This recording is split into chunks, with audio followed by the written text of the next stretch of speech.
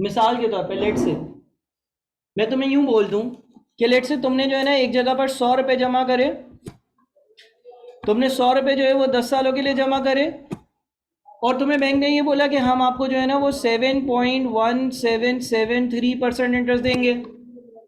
तो मुझे बताओ S is equals to P 1 plus I power n, क्या आंसर बनता है? S क्या बनता है?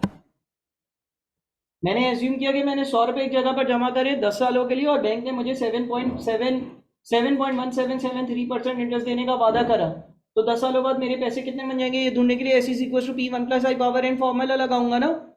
मुझे बताओ कितना आ रहा है? 200 आ रहा है? सही है, तकरीबन 200 राउंडिंग ऑफ की वजह से थोड़ा सा ऊंच नीच हो रही है। बात को समझ रहे हो?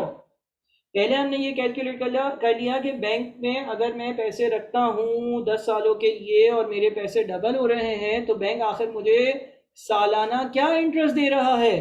बैंक मुझे सालाना 7.1773% इंटरेस्ट दे रहा है। मैंने एज्यूम किया मैंने x रुपीस रखे थे, तो जो फ्यूचर वैल्यू है वो 2x हो गई, और n यानी कि नंबर ऑफ ईयर्स 10 थे, तो i मेरा 7.1773 आया था। और मैंने उसको चेक भी कर लिया, मैंने बोला यार अगर मैं कहीं 100 रुपये रखूँ 10 सालों के लिए और बैंक वादा करे हम आपको 7.1773% इंटरेस्ट देंगे, जो मेरा आंसर आ रहा है, तो क्या वाकई में डबल हो रहे हैं 10 साल में? तो हाँ 200 बन रहा है ना। आप P की जगह अगर 200 लिखोगे ना तो S कितना आएगा? 400 आ जाएगा। कर देख लो, ये अपनी तसल्ली के लिए किया है कि भाई वाकई में 7.1773% आंसर सही आंसर है। ये जो भी बैंक है जो सवाल में जिसकी बात हो रही है वो बैंक 7.1773% ही इंटरेस्ट देता है। अब मैं क्या करूंगा? अब उसका सवाल ये था कि बताओ मैं पैसे कितने सालों के लिए इस बैंक में रख दूं अगर मैं चाहता हूं वो 4 टाइम्स हो जाए। यानी कि अगर 100 रखूं तो 400 हो जाए, 400 रखूं तो 1600 हो जाए, 1000 रखूं तो 4000 हो जाए, x रखूं तो 4x हो जाए। कितने सालों के लिए रखने पड़ेंगे? अब मुझे ये बात पता है बैंक इंटरेस्ट कितना दे रहा है? 7.1773% इंटरेस्ट दे रहा। बैंक ने बोला ना हम आपको 7.1773% इंटरेस्ट देंगे। सर कैसे? जो इन्फॉर्मेशन गिवन थी उससे इंटरेस्ट रेट कैलकुलेट किया मैंने। जो इन्फॉर्मेशन गिवन थी कि 10 सालों में आपके पैसे जो है वो डबल हो जाएंगे, उस इन्फॉर्मेशन से मैंने इंटरेस्ट रेट कैलकुलेट किया। अब मैं वापस से फॉर्मूला लगाता हूँ, S is equal to P 1 plus I power n का, और मैं S की जगह लिखता हूँ 4x, P की जगह लिखता हूँ x, यहाँ पे लिखता हूँ 1 प्लस 7.1773% पावर n। अब x से x कैंसिल होगा क्योंकि राइट साइड वाला x लेफ्ट साइड पर आएगा, तो 4x डिवाइडेड बाई x हो जाएगा, तो ये रह जाएगा 4 इज इक्वल्स टू, अच्छा यहाँ पर ये बन जाएगा 1.071773 है ना, पावर n।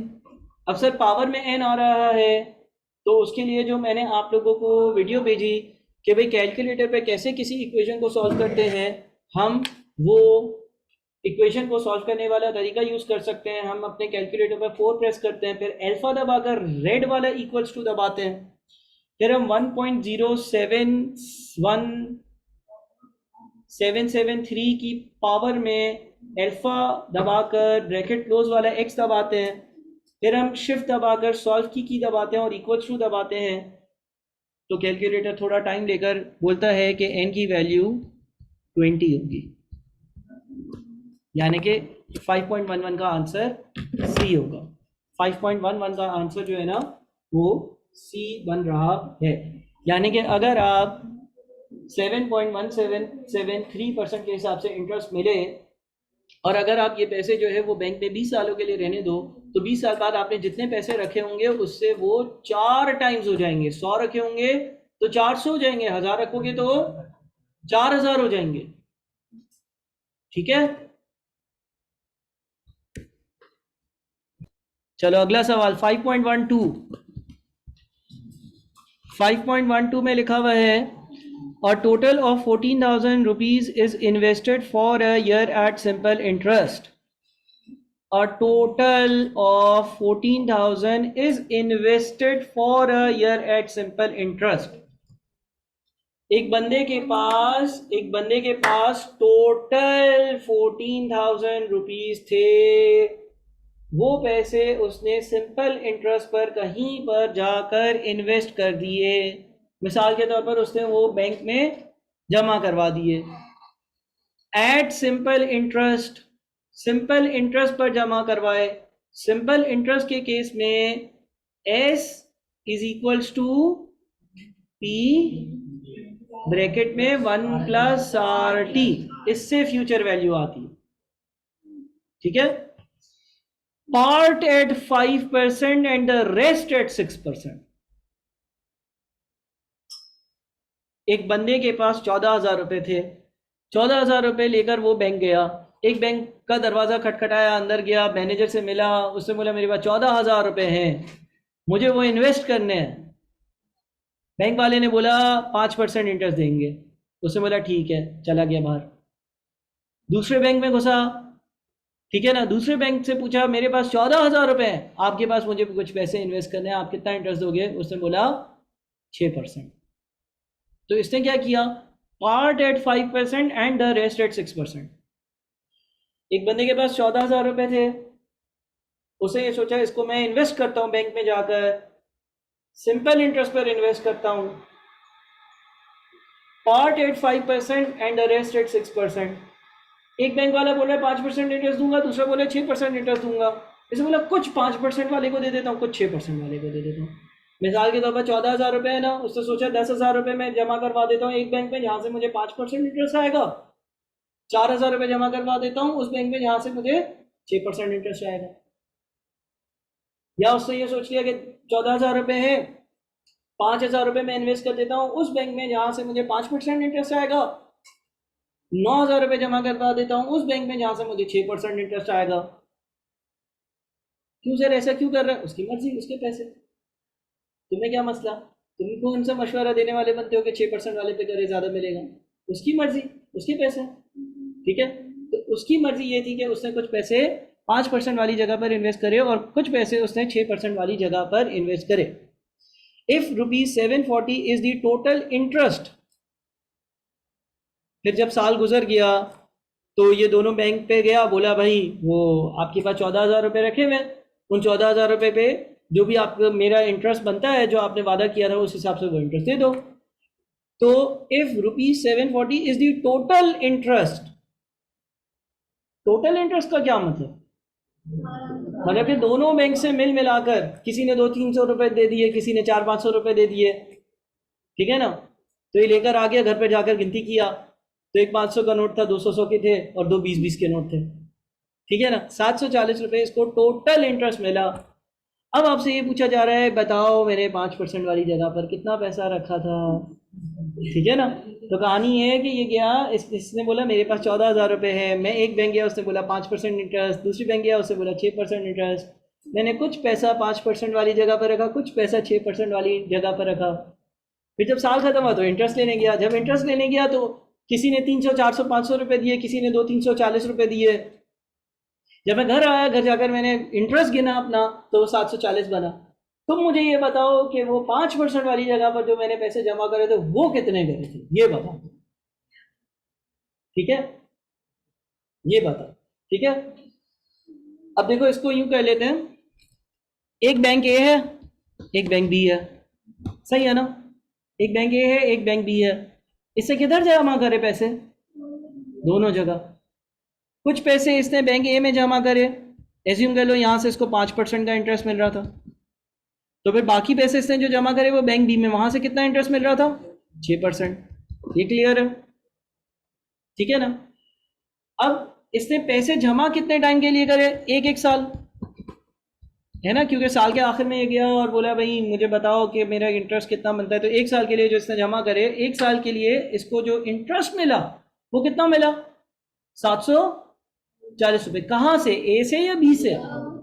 उसको ए और बी दोनों जगह से मिलाकर इंटरेस्ट 740 मिला, है ना। दोनों जगह से मिलाकर जो इंटरेस्ट मिला वो 740 रुपये मिला। अच्छा, सिंपल इंटरेस्ट के केस में इंटरेस्ट कैलकुलेट कैसे होता? I is equals to P into R into T. Bank के पास जब ये गया होगा तो बैंक ने क्या बोला होगा? P R T. पी जो तुमने जमा करे थे, आर जो रेट ऑफ इंटरेस्ट है, और टी जितने टाइम के लिए जमा करे थे। तो क्या हुआ होगा कि बैंक ए ने बोला होगा जो तुमने मेरे पास पैसे जमा करे मल्टीप्लाइड बाय जो मैंने तुम्हें इंटरेस्ट रेट बोला, मल्टीप्लाइड बाय तुमने जितने टाइम के लिए इन्वेस्ट करे, इससे ये लो भाई मेरा इंटरेस्ट इतना बनता है, ये ले लो, जाओ घर जाओ। ये उस दरवाजे से निकला, दूसरे बैंक की ब्रांच गया, उसने भी जब उससे इंटरेस्ट मांगा तो उसने क्या बोला? P R T. जितने पैसे तुमने मुझे दिए, जिस रेट पर तुमने मुझे दिए, मल्टीप्लाइड बाय जितने साल के लिए तुमने मेरे पास पैसे रखे, उससे मेरा इंटरेस्ट ये बना। इन दोनों को ऐड क्यों कर रहा हूं? क्योंकि सवाल में लिखा हुआ है इन दोनों का टोटल 740 था, यही लिखा है ना। अच्छा, अब हमें बताना क्या है? हमें बताना ये है कि इसने जो 5% वाली जगह है वहां कितने पैसे जमा करे थे, यही बताना ना।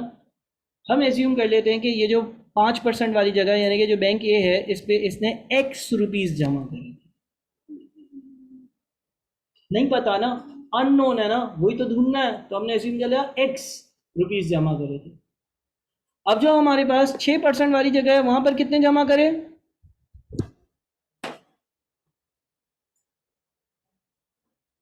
क्या हम वहां पे वाई लिख दें? 14,000 माइनस एक्स लिख देते। क्यों? ये क्या बात हुई सर? देखो, घर से तुम्हारी जेब में 14,000 है, तुम बैंक ए में गए, तुमने बैंक को दे दिए 5,000। अब तुम निकले तो तुम्हारे साथ पैसे कितने आए? 14,000 रुपये थे, 5,000 रुपये बैंक ए को दे दिए, तो अब कितने बच गए तुम्हारी जेब में? 9,000। कैसे कैलकुलेट किया सर? टोटल अमाउंट माइनस जो बैंक ए को दे दिया, 14,000 माइनस 5,000 तो बचा 9,000। ऐसे ही होता है ना। इसी तरह अगर तुम्हारी जेब में 14,000 थे तो बैंक ए में घुसे, बैंक ए के काउंटर पे तुमने 4,000 दे दिए। अब बैंक बी में जाओगे तो बैंक बी में कितने जमा करोगे? 10,000। कैसे? 14,000 टोटल थे, उसमें से जो बैंक ए को दे दिए 4,000 वो हटा दूंगा, तो क्या बच जाएगा? 10,000 जो मैंने बैंक बी में जमा करे होंगे। अब यहां पर बैंक बी में कितने पैसे जमा करे होंगे? यहां पर बैंक बी में मैंने जो पैसे जमा करे होंगे वो होंगे 14,000 माइनस एक्स। एक्स क्या है? जितने पैसे बैंक ए में जमा करे, तो टोटल में से जितने बैंक ए में जमा करे यानी कि 14,000 में से एक्स निकाल दूं, 14,000 में से एक्स निकाल दूं तो वो पैसे आ जाएंगे जो मैंने बैंक बी में जमा करे, है ना। क्लियर है यहां तक? अब आपकी इक्वेशन क्या बनेगी? आपकी इक्वेशन ये बन जाएगी, बैंक ए में कितने पैसे जमा करे? एक्स। बैंक ए का इंटरेस्ट रेट कितना है? 5%। तो एक्स इंटू 5%। कितने साल के लिए करे? 1 साल के लिए, ठीक है ना। तो P into R into T, P into R into T यानी कि x into 5% into 1, x into 5% into 1। जितने पैसे बैंक ए में जमा करे मल्टीप्लाइड बाय 5% मल्टीप्लाइड बाय 1, इससे बैंक ए से आने वाला इंटरेस्ट आ गया, plus 14,000 minus x into 6% into 1। 14,000 minus x क्या है? बैंक बी में जो पैसे जमा करे वो है, मल्टीप्लाइड बाय आर जो जितना इंटरेस्ट बैंक बी ने दिया 6% मल्टीप्लाइड बाय टी 1 साल। इससे इन दोनों का एडिशन 740 होना चाहिए। तो अब अगर इसको सॉल्व करेंगे 5% 0.05 होता है, 0.05 इंटू 0.05 एक्स प्लस यहाँ पर क्या आ रहा है 14,000 माइनस एक्स इंटू 6% इंटू 1 आ रहा था 0.06 इज इक्वल टू 740। ठीक है। अच्छा, अब 14,000 0.06 से अगर मल्टीप्लाई करते हैं तो 840 बनता है, तो ये बनेगा 0.05x प्लस ये बन जाएगा 840 minus 0.06x is equals to 740, है ना। अच्छा, 740 में से जब 840 माइनस होगा उल्टे हाथ सीधे हाथ पर जाकर, तो यहाँ पर -100 आएगा, और यहाँ पर 0.05 माइनस 0.06, यहाँ पर -0.01x आएगा। तो x जो है ना वो माइनस से माइनस कैंसिल, 100 डिवाइडेड बाई 0.01 कितना आ रहा है, 10,000 आ रहा है। इसका मतलब हमारा जवाब हमें ये बता रहा है कि इसने बैंक ए में कितने पैसे जमा करे होंगे, 10,000। और हाँ, एक मिनट, बैंक बी में कितने पैसे जमा करे होंगे, 4,000। ठीक है ना।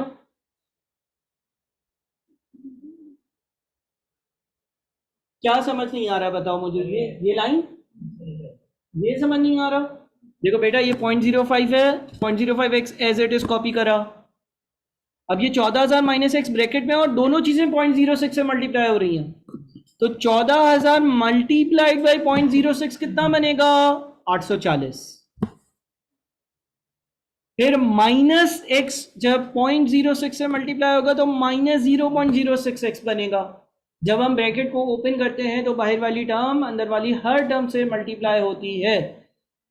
फिर 840 प्लस का जब 840 सीधे हाथ पर जाएगा तो 740 में से माइनस होगा, -100 बच जाएगा, और 0.05x में से जब 0.06x माइनस होगा तो नेगेटिव का 0.01x बच जाएगा। सही है, x 10,000 आया।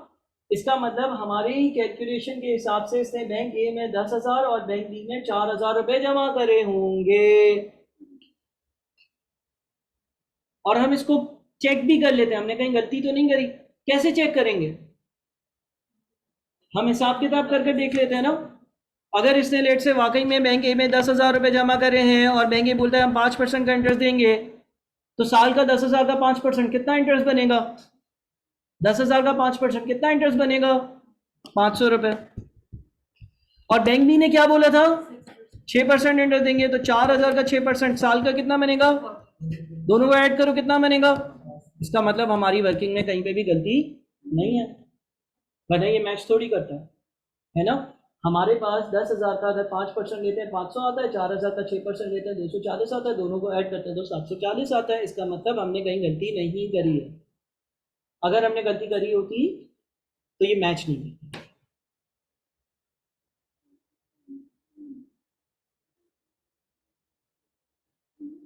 तो हमारा जो आंसर होगा इस सवाल का 5.12 करा है हमने, वो होगा डी, यानी कि 10,000।